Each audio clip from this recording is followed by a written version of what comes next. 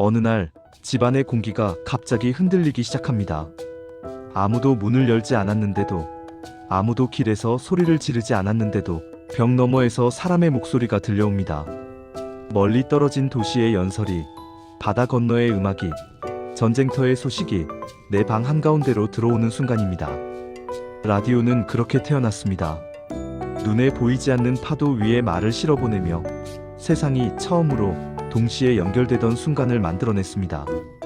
오늘은 그 탄생의 역사, 그리고 라디오가 바꿔놓은 인간의 감각에 대해 말씀드리겠습니다. 라디오의 시작을 이해하려면 먼저 전파라는 낯선 존재부터 떠올려야 합니다. 19세기 말 과학자들은 전기와 자기가 따로가 아니라 하나의 현상이며 그 진동이 파동처럼 공간을 가로질러 갈 수 있다는 사실을 점점 확신하게 됩니다. 하지만 중요한 것은 과학의 발견이 곧바로 일상의 혁명으로 이어지지는 않는다는 점입니다.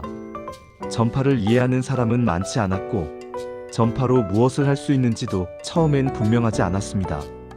그럼에도 시대는 이미 라디오를 필요로 하고 있었습니다. 배는 바다에 떠 있고, 군대는 국경 너머로 움직이며, 제국과 상업은 더 빠른 연락을 원했습니다. 바다 위의 한 척의 배가 폭풍 속에서 조난을 당했을 때 육지와 끊긴 채로 사라지는 일이 너무도 흔했기 때문입니다.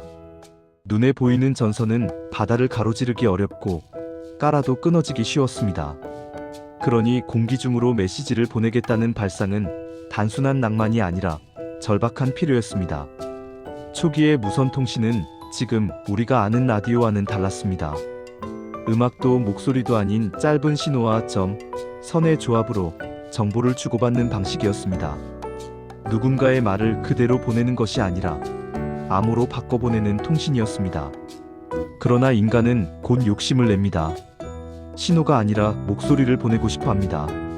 소식을 전달하는 수준을 넘어 현장에 있는 듯한 생생함을 원합니다. 이 욕심이 기술을 앞당깁니다.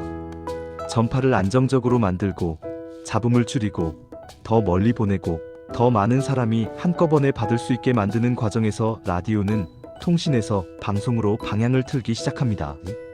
한 사람에게 보내는 편지가 아니라 불특정 다수에게 동시에 울려 퍼지는 공개의 목소리로 변하는 것입니다. 이 변화가 의미하는 바는 매우 큽니다. 이전의 세계에서 동시에 듣는다는 경험은 극히 제한적이었습니다. 같은 광장에 모여야만 같은 연설을 들을 수 있었고, 같은 극장에 있어야만 같은 음악을 들을 수 있었습니다. 하지만 라디오는 공간의 제약을 무너뜨립니다. 사람들은 각자의 집에 앉아 있으면서도 같은 목소리를 듣고, 같은 박수 소리를 상상하며 같은 감정을 공유하게 됩니다. 여기서부터 세상은 새로운 방식으로 묶입니다. 공동체가 지리로만 묶이지 않고 방송되는 시간으로 묶이기 시작합니다. 매일 같은 시간에 흘러나오는 15, 뉴스, 드라마, 음악 프로그램이 사람들의 하루를 정리해줍니다. 라디오는 단순한 기계가 아니라 생활의 리듬을 설계하는 시계가 됩니다. 그리고 라디오의 가장 강력한 힘은 정치와 전쟁에서 드러납니다. 지도자는 더 이상 먼 수도의 사람만 상대하지 않습니다.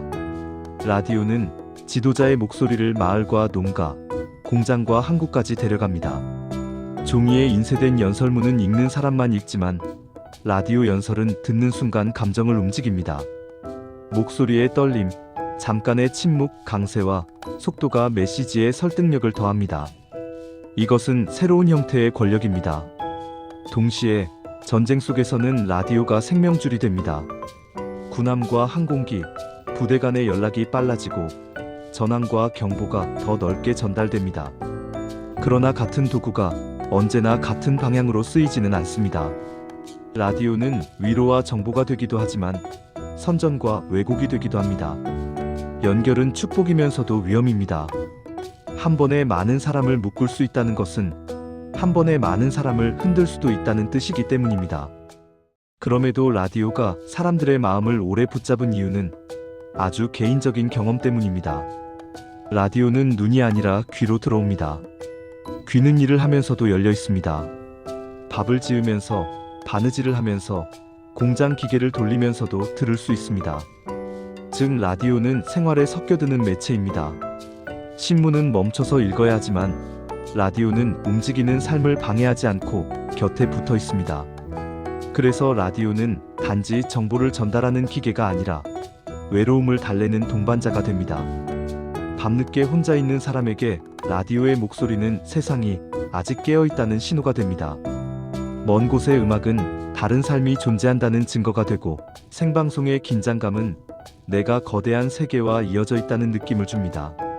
사람들은 그렇게 처음으로 보이지 않는 연결을 일상에서 경험합니다. 이제 결말로 가보겠습니다. 라디오의 탄생은 통신 기술의 발전만을 뜻하지 않습니다. 그것은 인간이 거리에 대한 감각을 바꾼 사건이었습니다. 이전에는 멀리 있는 것은 늦게 도착했고, 늦게 도착하는 것은 현실감이 옅었습니다.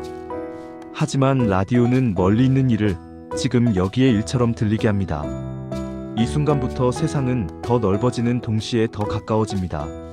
사람들은 같은 소식을 같은 시간에 듣고, 같은 유행가를 흥얼거리며 같은 이야기로 웃고 울기 시작합니다. 라디오는 보이지 않는 파도 위에 공동체를 띄웠습니다. 그리고 그 공동체는 훗날 텔레비전과 인터넷으로 이어지며 연결된 인류의 감각을 더욱 강하게 만들었습니다. 그러나 시작은 늘 소박했습니다. 한쪽 구석에 놓인 작은 상자, 거기서 들려오던 낯선 목소리 하나. 세상이 처음으로 연결된 순간은 놀랍게도 아주 조용히 찾아왔습니다.